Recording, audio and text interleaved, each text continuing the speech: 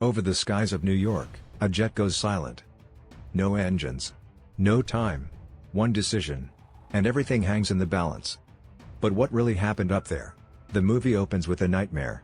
Captain Sully sees himself crashing a plane into a New York skyscraper. But then, he wakes up, sweating, haunted. This isn't just a memory. It's trauma. And it's how Sully introduces us to the heavy weight this man carries. Cut to the real world, it's January 2009, just days after the emergency landing. Sully is now a national hero. People call him a miracle worker. He's on talk shows. Strangers thank him. But behind all the praise, something darker is happening, an investigation. The National Transportation Safety Board is looking into the incident, and their tone is suspicious. They question his decision to land on the river. According to their simulations, the plane could have made it back to LaGuardia, or even another airport. They imply that Sully endangered lives rather than saving them. And this? It shakes Sully to the core. Now we go back to the day everything happened, January 15, 2009. U.S. Airways Flight 1549, taking off from LaGuardia with 155 people on board. Just minutes into the air, boom. A flock of birds smashes into the engines. Both are destroyed. The plane is gliding, total power loss. No thrust. No time. They're flying a metal tube with no working engines. Over one of the most crowded cities in the world. Inside the cockpit, it's tense, but controlled. Sully is calm. Jeff is focused. Alarms are blaring. Sully and his co-pilot Jeff Skiles stay calm.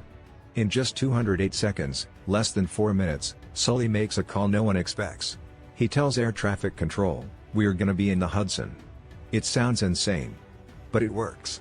What happens next is a miracle of instinct, training, and control. With no engine power and just seconds to spare, Sully glides the plane over the George Washington Bridge. And lands it directly on the freezing Hudson River. The impact shakes everyone, but the plane floats. The passengers are terrified, but alive. Water rushes in. Panic spreads.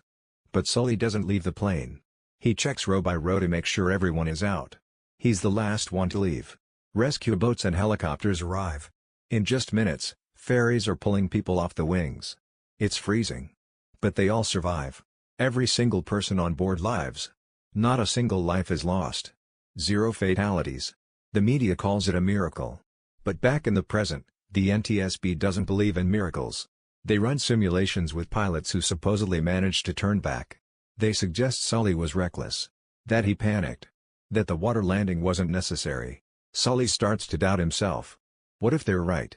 We see flashbacks of Sully's life, a younger man flying fighter jets, making tough calls. He's been in close calls before. He's always trusted his instincts. But now, that instinct is on trial. He's not sleeping. He's not eating.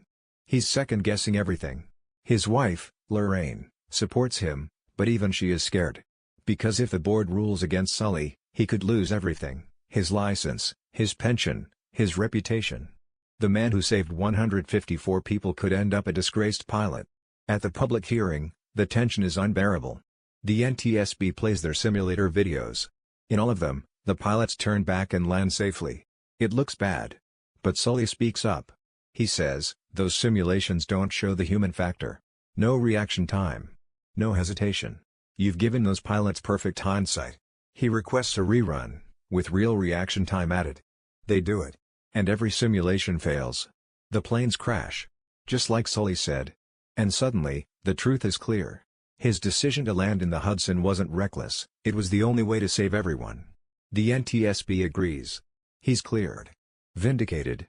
A quiet moment follows. Sully, no longer under suspicion, simply says, "I was just doing my job." But the truth is, he did far more than that.